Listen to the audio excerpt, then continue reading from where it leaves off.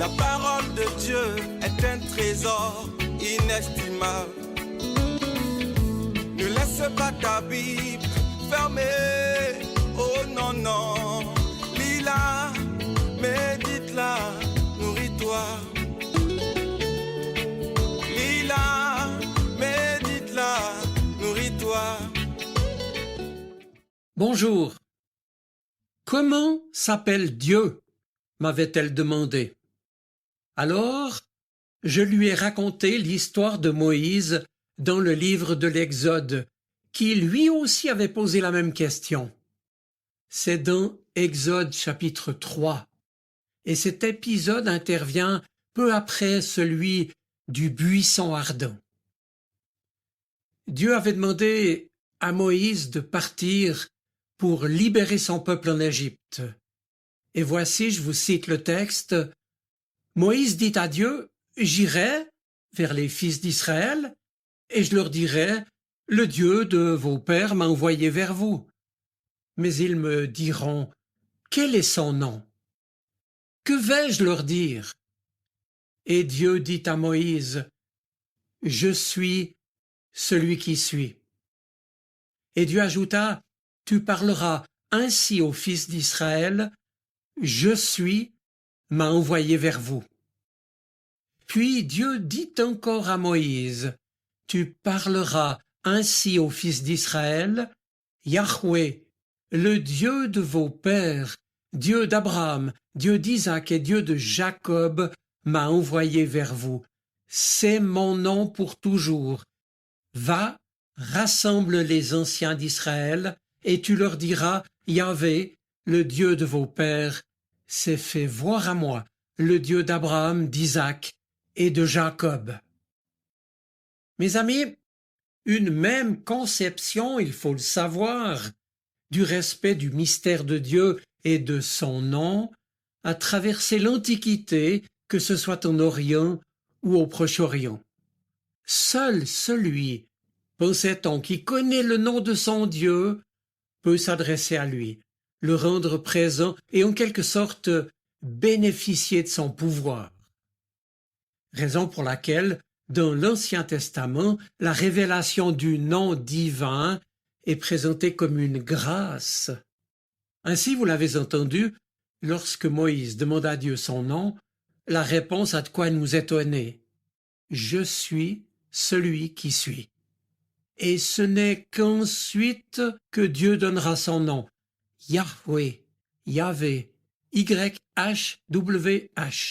Ces 4 consonnes qu'on désigne par le mot savant tétragramme, qui ne doit donc pas être prononcé par un croyant juif en raison du 3e commandement de ces 10 paroles données au Sinaï.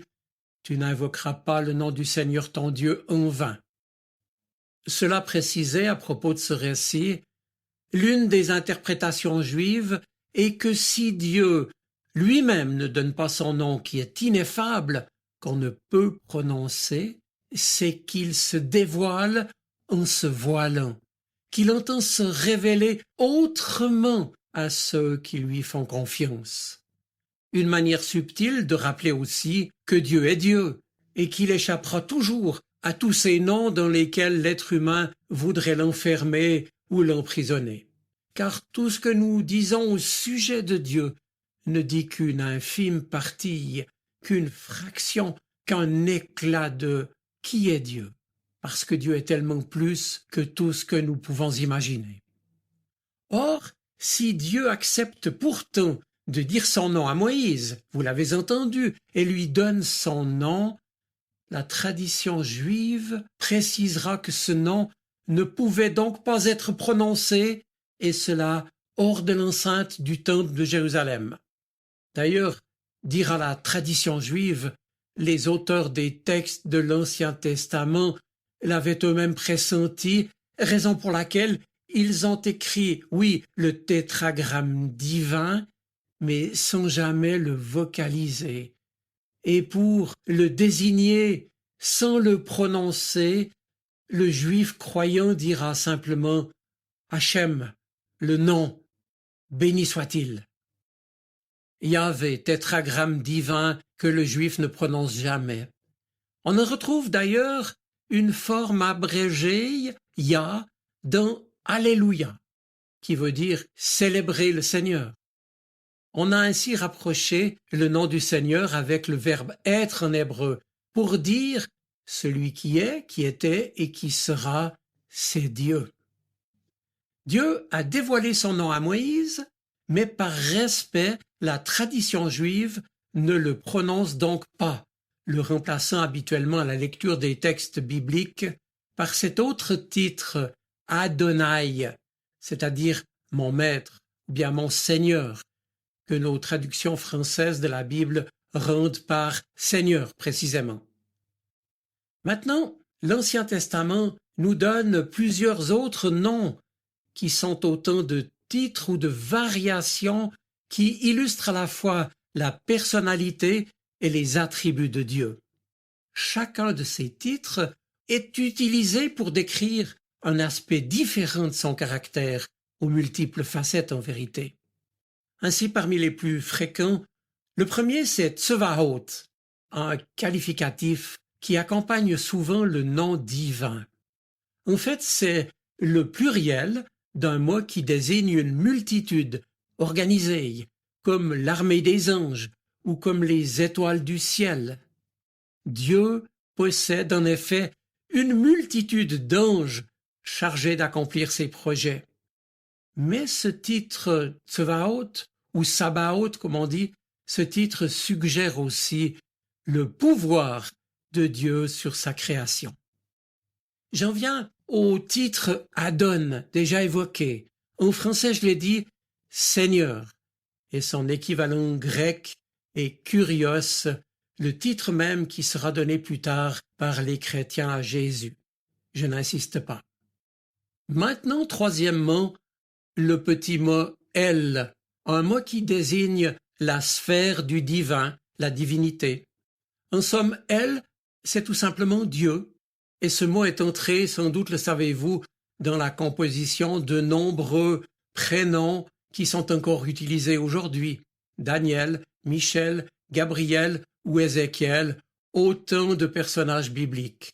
Le pluriel d'El, c'est Elohim, qui sert souvent à désigner Dieu en soulignant qu'il est créateur, la grandeur et la plénitude de qui il est et ce qu'il fait, notamment à la première page du livre de la Genèse. Au commencement, Elohim créa les cieux et la terre.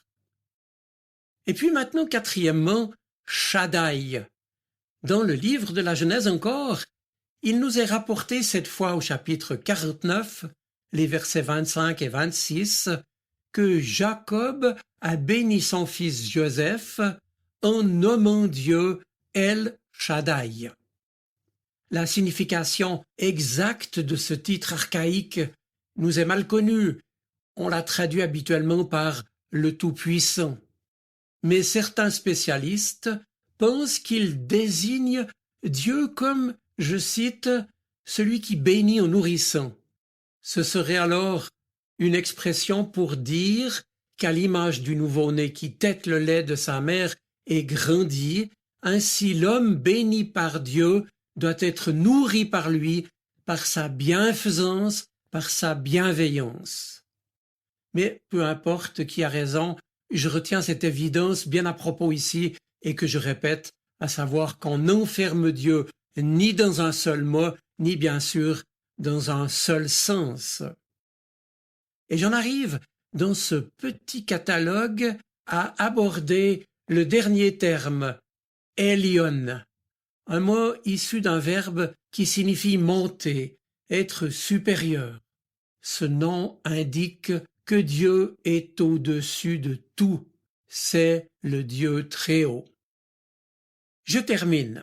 J'ai commencé avec Exode 3, eh bien je terminerai en vous citant son pendant en Exode 34 en effet, où cette fois, en réponse à la requête de Moïse de lui montrer sa gloire, le texte nous dit que le Seigneur descendit dans la colonne de fumée et se tint là à côté de Moïse.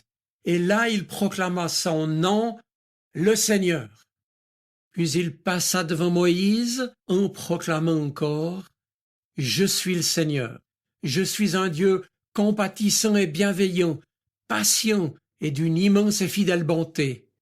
Je manifeste ma bonté envers les hommes jusqu'à 1000 générations, en supportant les péchés, les désobéissances et les fautes, mais je ne tiens pas le coupable pour innocent. » Alors, en toute hâte, Moïse se jeta à terre pour adorer le Seigneur, puis il s'écria « Seigneur, je t'en supplie, viens nous accompagner.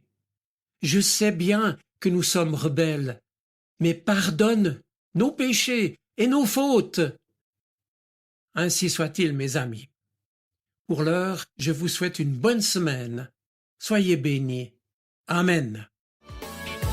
La parole de Dieu est un trésor inestimable. Ne laisse pas ta Bible fermée. Oh non, non.